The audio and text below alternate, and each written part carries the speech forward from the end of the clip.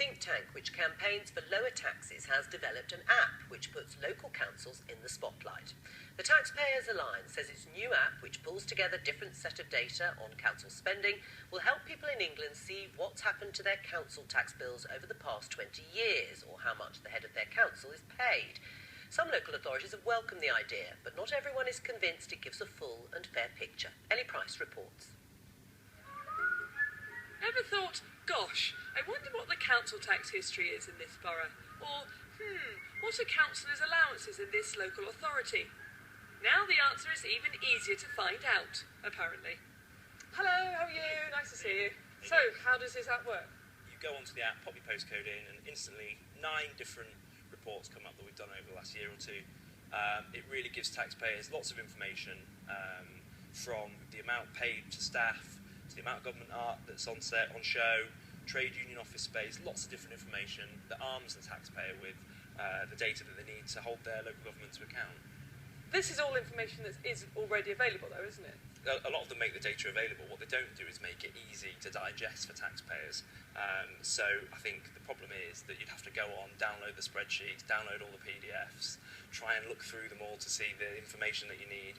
So what we wanted to do was make it as simple as possible for taxpayers to be able to grab the data that they need instantly. The Taxpayers Alliance say transparency and efficiency go hand in hand. They're particularly impressed with Hammersmith and Fulham, a Labour council whose leader seems to agree. I think transparency does make for an efficient council, and the fact is we have had successive Labour and Conservative administrations who've taken council tax very seriously.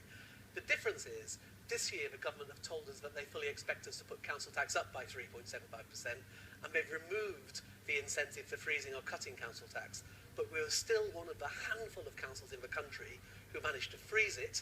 Last year, we were the only council in London who managed to cut it, and the reason for that is we're taking a ruthless approach to stripping out waste and putting money back in people's pockets and rebuilding frontline services. Hammersmith and Fulham councils say engagement with their residents is crucial. They recently launched a Disabled People's Commission, for example. This campaigner welcomes the efforts here, but warns judging any council on headline figures could be misleading. If you're in a low council tax local authority, if behind that there's huge cuts and a desert of services, then a low council tax isn't the be-all and end-all of the information that local residents want to know.